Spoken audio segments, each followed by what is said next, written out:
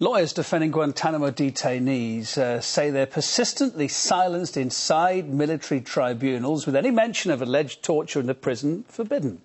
That's as pre-trial hearings for 5 men charged over 9/11 are set to start this week. But attorneys say multiple legal restrictions mean they're unable to mount a proper defence.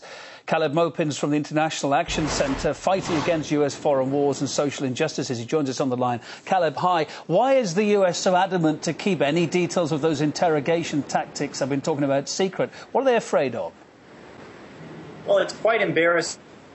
It's quite embarrassing to the United States that while they go around attacking governments around the world for allegedly being undemocratic, they're engaging in extremely undemocratic practices in the U.S. The fact they're engaging in torture, something that's outlawed by most countries in the world. You know, the fact that they're doing this isn't something they'd like to advertise to the world. So I think that's what's behind their effort to conceal it. Now, the law in these trials is that, I believe, defendants' words are what's called born classified. Lawyers say that that status has previously only been used for details about nuclear weapons. So why is it legal to silence lawyers and detainees during trials? How are they getting away with it? Well, I think there's, a concerted effort on the part of the entire 1%, the bankers, the corporations in this country. They have to continue these wars in order to keep their profits flowing in. There's nothing more profitable than bombing and destroying countries. And so in order to do that, they have to maintain a certain image in the world. And this idea, the U.S. is democratic and practices democracy is one of the key aspects of this, the propaganda campaigns that are used to justify their foreign intervention. Right now there's all this propaganda against Syria as they beat the drums of war and hope to attack Syria. There's all these attacks on Venezuela. Venezuela isn't democratic. They don't even have the death penalty in Venezuela, let alone are they torturing people like the United States is doing right now. And so, of course, they want to conceal that, shove that into the background, and make sure people don't see it, because it exposes their whole lie, which is really that war is waged for profits. It's not waged out of some moral desire to spread democracy around the world. A lot of these defendants come from places like Yemen. In Yemen, in South Yemen, the people there had a democratic government and were trying to build socialism. And it was the United States government that destroyed and aided the destruction of the Democratic People's Republic of Yemen.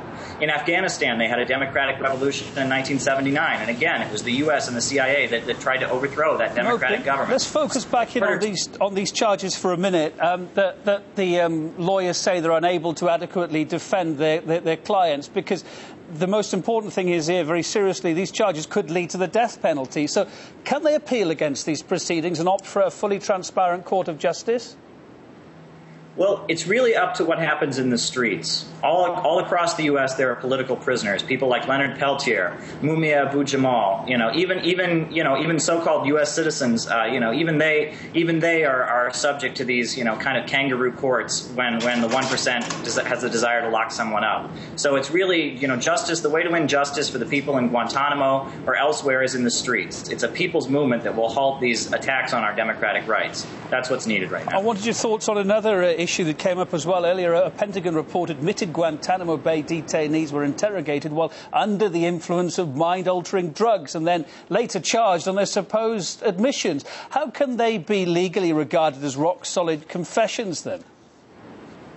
Yeah, good question. Good question. I mean, this harkens back to. We know that the CIA was doing experiments with LSD at one point, and all kinds of dirty tricks have been tried by this government. But it just shows again, their rule of law is a joke. It's just a joke. And while they go around bombing and destroying and repressing people, there was a case recently of a man who allegedly committed suicide while he was handcuffed in the back of a police car. He allegedly shot himself in the face. What's going on there?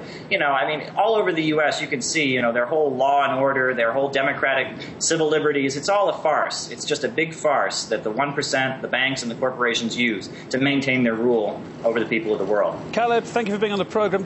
Maupin from the International Action Centre, fighting against US foreign wars and social injustices.